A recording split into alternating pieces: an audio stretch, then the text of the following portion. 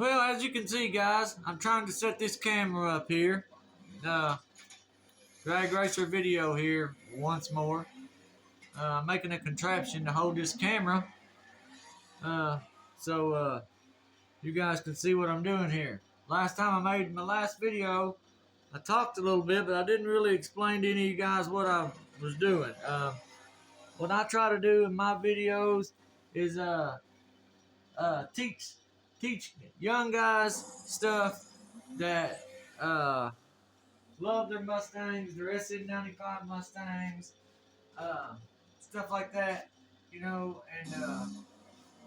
they uh, want to work on them. They don't want to have to, you know,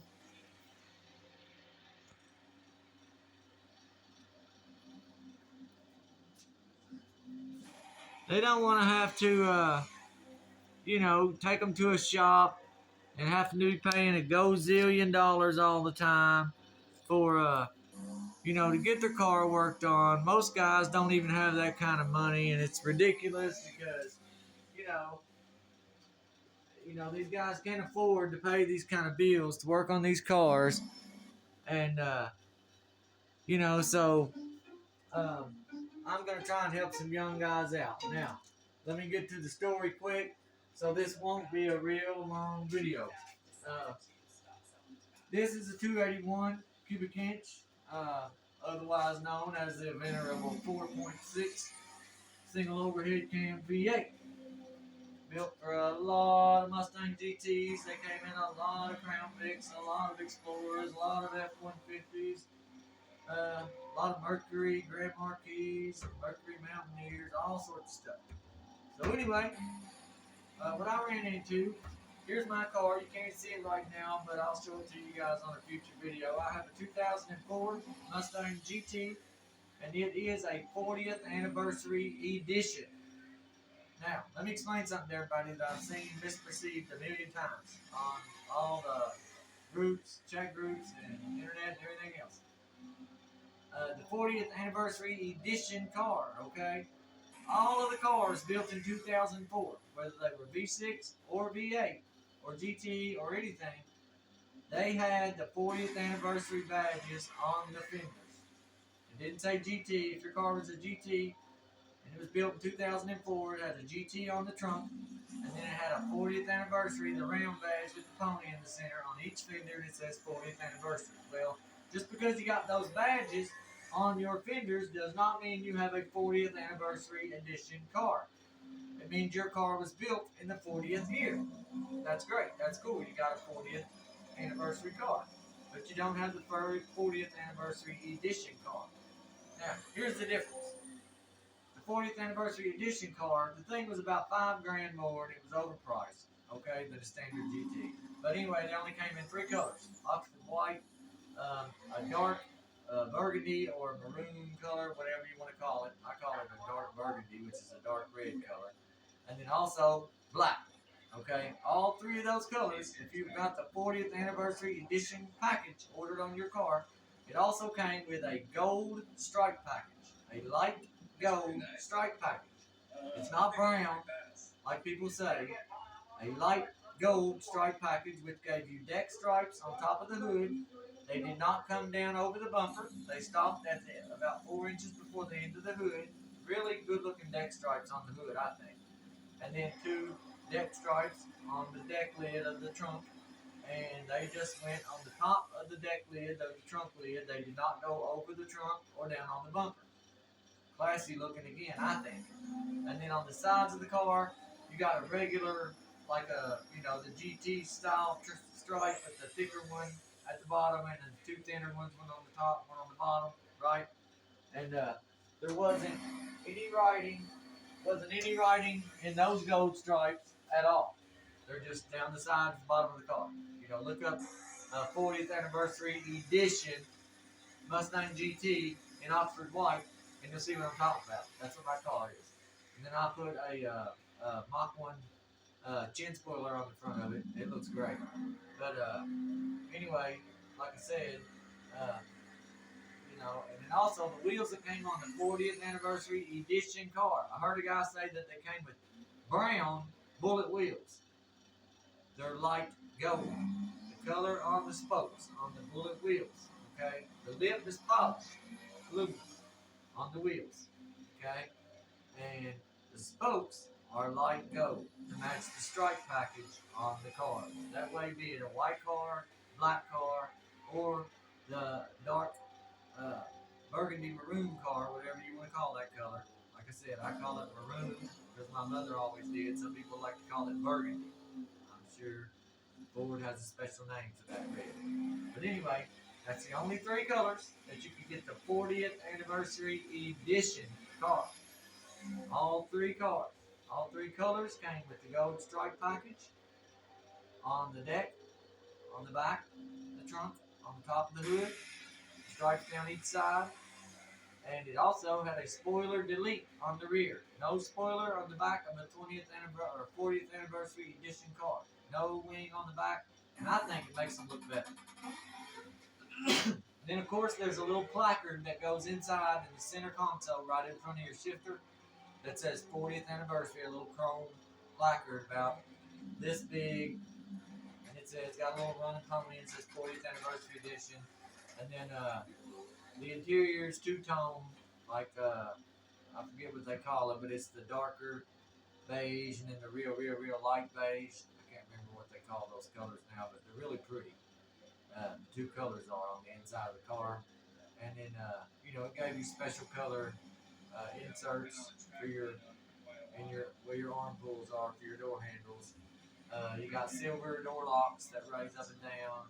You got the special edition pedals with the little rubber beads on them with the brushed aluminum covers on the pedals.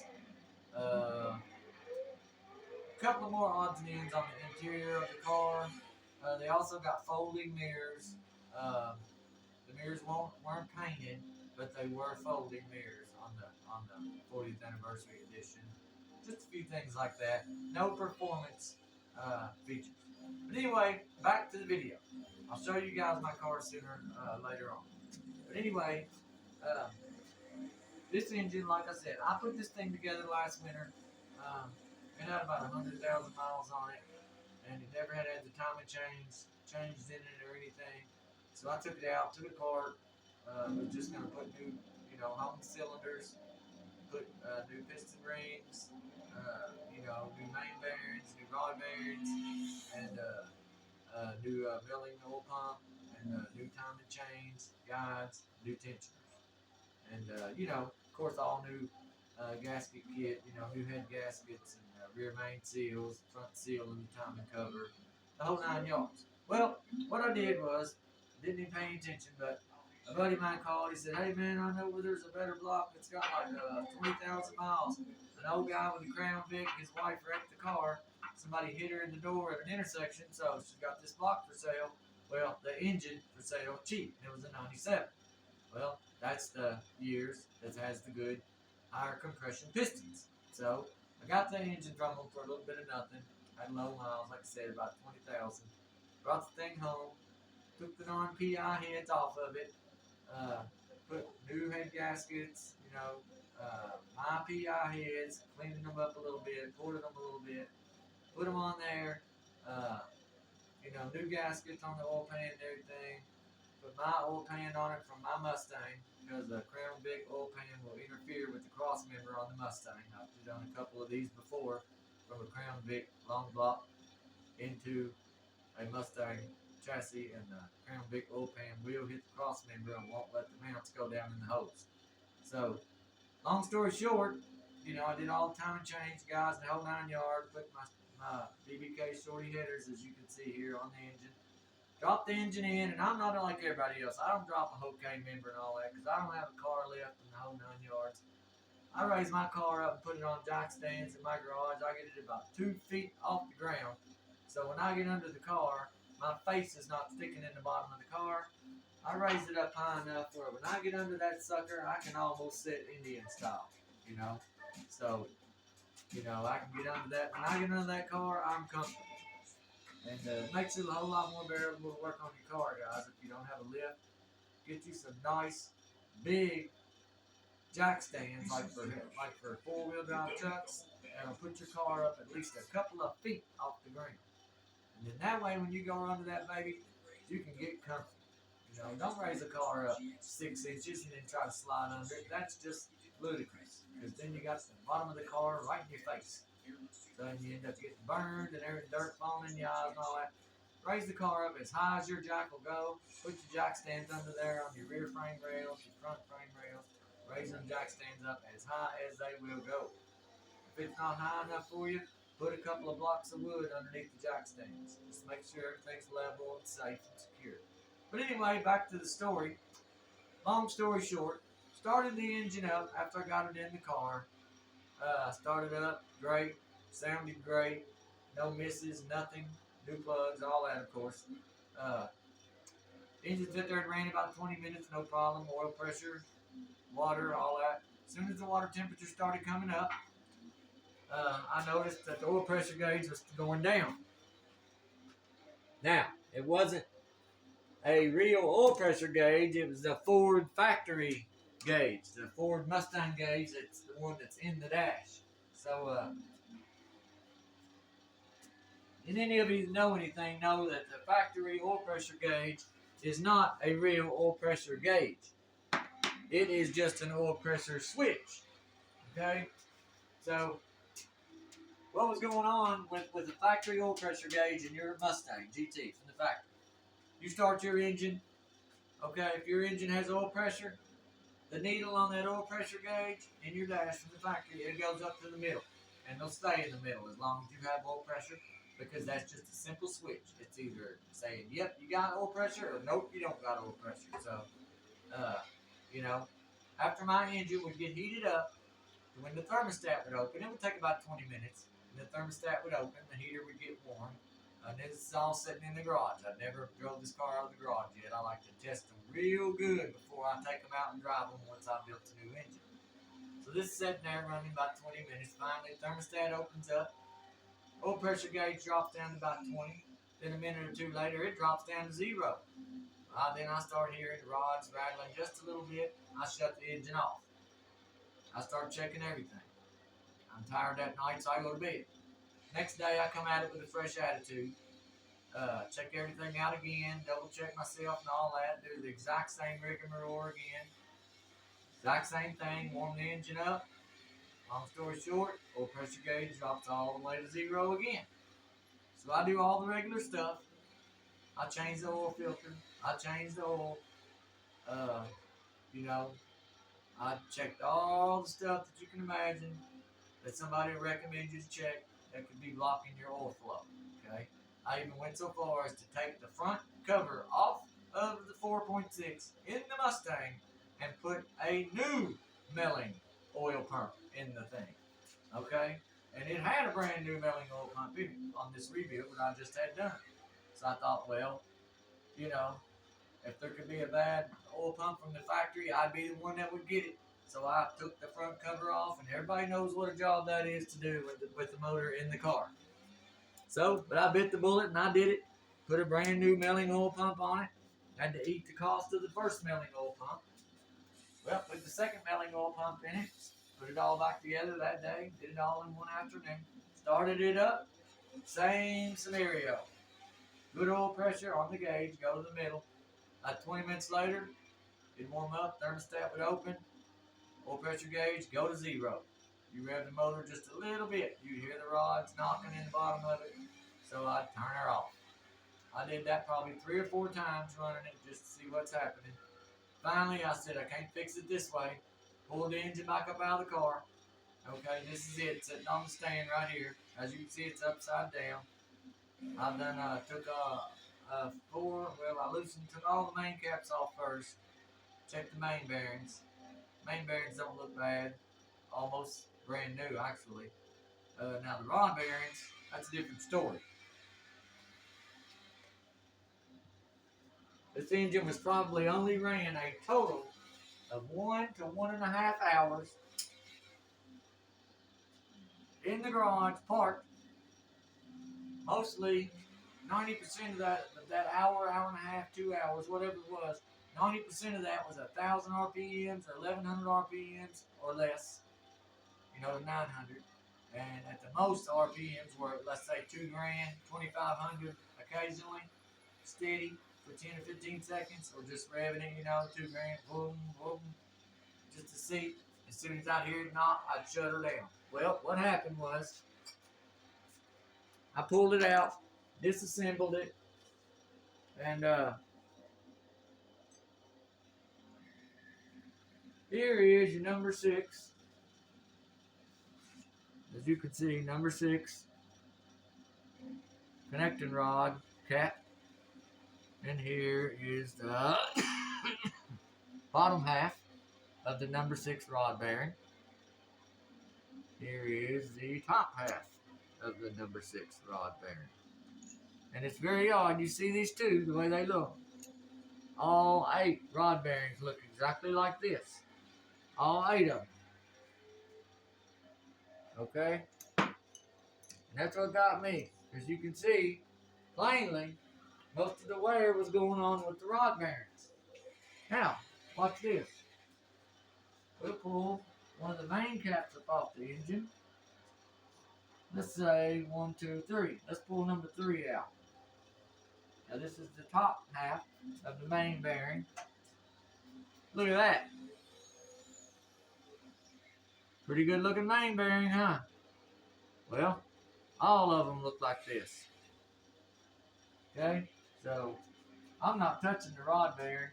They're going to fly. And, the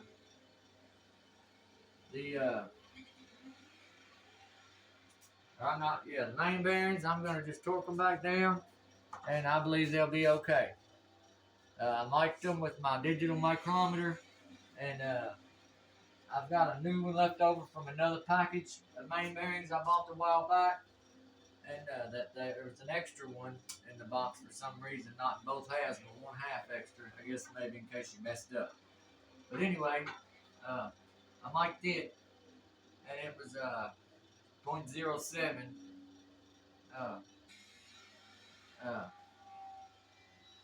thousandths, and then I mic'd same bearing on crank, and it was 0.07 thousandths also, so there wasn't enough wear there for them to be, for me to have to change them. Like I said, I went and bought a brand new pair, or not pair, I bought a brand new set of sealed power rod bearings for all 8 pistons. So, and you can see what a brand new rod bearing looks like versus a rod bearing that's been ran about 2, let's say 1 to 3 hours in the garage, 2 grand or less. Yeah, 1 to 3 hours, 2 grand or less, with insufficient oil supply. Okay? Now what I'm trying to tell you guys here on these videos, okay? If you put, more and more guys are doing this now. Okay? Your 4.6, those are rod. You need to get an engine. Price all around. Coyote swap, 10, 15 grand. You know, switching it over to a push rod engine, still going to cost you thousands because you got to get an engine management system. You know, so everything's out the door. Basically, your only recourse for a regular guy that doesn't have money falling out of his pie hole is to get another 4.6. I know, guys, 2 valve, right? We're all stuck with it. I know, but look, don't fret, because 2 valve can do a lot better than people think. If you don't believe me, go on YouTube and hit the little magnifying glass and type in Andrew Lavender. His last name is spelled just like it sounds. Lavender, just like the color.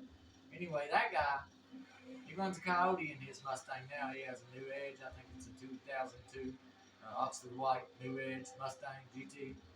And, man, he used to run strictly the 4.62 valve. That guy had the thing running in the super real low 8s, almost 7s with a 2 valve. and turbo. If I'm not mistaken, the guy ran a single turbo on a 2 valve. Yeah. And I think he ran the on 3 turbo setup on his 2 valve. Now he used trick blow heads on his 2 valve 4.6, So you got a lot of trick blow heads, and some good cams, I probably would get modular head shop cams, or some people like comp cams. A lot of people like those Howard's Rattlers cams. Uh, you know, if there's any other brand of cams out there, I'm currently looking for a pair myself for this engine. And I'm wanting in the next couple of weeks, if there's any other manufacturers of camshafts for 2 valve 4.6s besides modular head shop competition cams or Howard Rattlers, could you please uh, contact me? My email is WaynePayton1133 at gmail.com. Or you can just respond on to my YouTube channel and let me know in the comments. But what I'm trying to tell you guys here is if you're using a Crown Vic block, an F-150 block, short block, uh, Mountaineer 4.6, I don't know, whatever you get the 4.6 out of, if it didn't come out of a Mustang, then by all means, change this thing right here. This is an oil pump pickup. It goes to the bottom of the oil pump, just like this. It sits on top. Both two bolts go into the oil pump. Hold it steady up front. Back here, the number 4 main cap back has an extended bolt that raises it about 3 inches. This bracket on this oil pump pickup raises it up to the right height, so this oil pickup will sit about right here. So then, if you measure from level with this, level with this deck right here, where the oil pan sits, it is exactly 6 1/4 inches from here to here. This is a Crown Victoria short block with a Crown Victoria oil pump pickup. Okay? 6 1/4 inches from here to here. Alright? Well, if you take a Mustang oil pan, okay, and you measure from the lip of the oil pan, right here, where it's going to sit on this deck, and then lay a ruler across that deck right here on your oil pan, and then take a tape measure and stick it down to the bottoms out in the sump of the oil pan, the deepest part of the sump of the oil pan. And then when it's even with the ruler you laid across, read what it says. It'll say 6 1/4 exactly. So what happens, long story short again here, took me a long time to get to this, but I wanted to explain. When you put the Mustang oil pan on the Crown Vic short block, the bottom of the oil pan is slapped right on top of your oil pump pickup. So when you start your engine, the most that pump can pull of oil through there, since this is right on the bottom of the pan, I disconnected my factory oil pressure gauge just to see if that was a problem when all this was going on in the beginning, 2 months ago. And I went and bought a real Autometer 100-pound oil pressure gauge, mechanical, with a line, okay, mechanical oil pressure line. Took out the sending unit down here on the engine, right here. Put the fitting in, put the line in, ran it up onto the cow panel, hooked the oil pressure gauge up, started up the engine, and it had 12 pounds of oil pressure, people. 12 pounds. So that switch from the factory to the factory gauge, that the gauge when I first started, when the engine was cold, the oil was cold, the gauge would go to the middle. Simply because that switch was saying, yes, we're getting some oil pressure. So that switch would say, yes, we got pressure, would send that gauge needle to the middle. And we only had 12 pounds of oil pressure. If I would have been driving that car instead of just sitting there idling in the garage, it would have just ate the entire of the engine with 12 pounds of oil pressure. all that friction going on inside there with all those moving parts and only 12 pounds of oil pressure, it would have seized up and locked up within 4 or 5 miles and ruined every piece inside the engine. Would have been seized, locked up, galled, and the whole thing would have been junked. All of it junked. And I put probably at least $1,000 into this engine building it. And so my story is either make sure when you change your Mustang GT oil pan onto your Crown Vic short block, take away the Crown Vic oil pump pickup, okay? Put it in a box with all your extra stuff, and then label it Crown Vic oil pump pickup tube, and take your Mustang oil pump pickup tube. It will look just like that, except for right here on the little part above the neck, it'll be 1 inch shorter. 1 inch. The clearance that that's supposed to have from the bottom of the pan is 15/16 to 1 inch, I believe. Or it might be 7/8 to 1 inch. Don't hold me to that exact measurement. I think it's a little different on every car because of the way the oil pans are made. Some of them have little indentions in the bottom, some of them don't. So some of those measurements are different. You can check in your service manual for your vehicle, but it's usually around, give or take, 1 inch clearance between the bottom of the oil pump pickup and the bottom of the oil pan. That way it gives you, when there's 5 quarts of oil in there, it's plenty deep for the sump to pick up oil. But you gotta have that space in there, so it can pick up oil. If you don't have that space, the pan's crammed up against it, it's not going to be able to suck oil. Your engine's not going to get any pressure. And lucky for me, all it did was you saw those rod bearings. Those rod bearings cost me $79 plus tax. So, and I ruined a set of them in about 3 hours right here in this garage and never got to drive this car once. So, but anyway, guys, that's the video. It's the drag racer video. I'll get back with you guys. This is my daily driver right here. This old Ford GT. It's a stick shift. Got a 14 gear. This engine right here, like I said, it's got the old 97 short block, so it's got the good compression pistons. And when you put the PI heads on it, the compression ratio is about 10 1/4 to 1. And so they make pretty good power, with some headers and forward PI intake. Listen, guys, if you need an intake, your old intake messes up, or the coolant snout breaks off or whatever, don't go to AutoZone to buy a Norman. Don't get on American Muscle and buy that OPR PI Repro. That thing's been proven. It does not flow as good as the factory forward PI intake. Go to a salvage yard. Find you a Crown Vic or a Mustang. Get the factory forward intake off it. 99 to 04 or up. I had an 11 one time I got from a Crown Vic, an engine, and it had the same PI intake. So yeah, I think 11 was the last year for the Crown Vic, so I think that's the last year that they made the 2-valve, if I'm not mistaken. But anyway, I know 99 all the way up to 11, as far as I know, you can get the Ford PI original factory PI intake. And it's proven that it makes 10 horsepower more than the OPR PI intake. And the new edition Ford PI intake, the old style Ford PI intake, makes 10 more horsepower than that, and it makes 20 more horsepower than the Dorman from AutoZone or wherever. But don't buy them Dorman things. You're going to lose 20 horsepower. And listen, you can go to a salvage yard or a pull apart. I just did one a couple weeks ago. There's a Crown Vic. As soon as I got to the Ford section, I popped up the hood. The first car I came to, there was a factory Ford PI intake under the hood, nice and clean. Took it off. Somebody had already got all the fuel injection rails and the throttle body and all that, so it was easy for me. They'd even got the EGR valve in the tube. So all I had was 10 bolts and pop the intake off. $30. $30 for a Ford PI intake. Now, the best flowing intake manifold you can get, unless you really spend some money on an intake manifold for one of these things.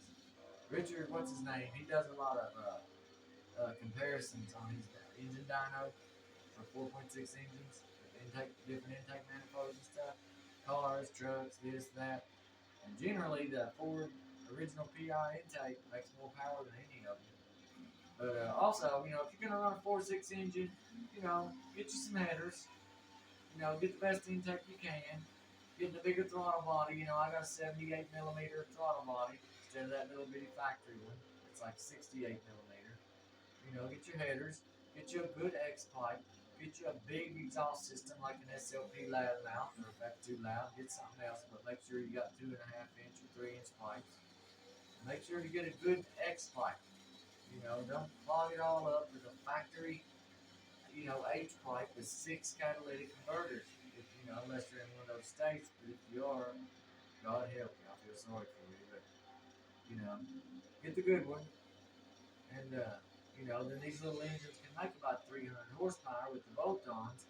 And then go and get you a centrifugal supercharger. Don't try to buy a whole kit from somebody. Find somebody just selling a supercharger head, and you can get one usually for $700 or $800. I got one, $700 or $800, and a Powerdyne BD11. It's one of the good Powerdynes, one of the old ones, but it'll make anywhere from 75 to 100 horsepower. That's usually about what they make. They made them for the Fox bodies back in the day. The Fox bodies came out, and they only had 225 horse in the 80s, and they were like, man, we got to get some more power out of these. So Ford came up with they got the Powerdyne, and they made a supercharger kit, and supercharger kit, the BD10, the BD11. That kit generally would give you about 90 to 100 horsepower. Some guys said that they've only get about 75 horsepower out of theirs, but I suspect that they have their fuel systems misadjusted or something like that. I don't know. But anyway, I've got a little centrifugal Powerdyne BD11 for this engine, and I suspect this and the rest of the add-ons I've got for the engine, the thing should be about 410, 415 horsepower when I get it all on there in the car together. And not only that, but I've got a 410 gear in the car. Got a Tremec 3650 5-speed trim, and I got a 410 Detroit gear in the back. And you know, not only that, and the supercharger stuff, but this car should be super reliable. This is my daily driver. I've got a 2000 New Edge, just a body, a roller, and I've already got a set of drag pack wheels on it. The wheel stars for the back, 15 by 10s in the back, and then some 17 by 4.5s in the front. And right now I got some 275 radials on the back wheels, and I need some skinny tires for my front wheels.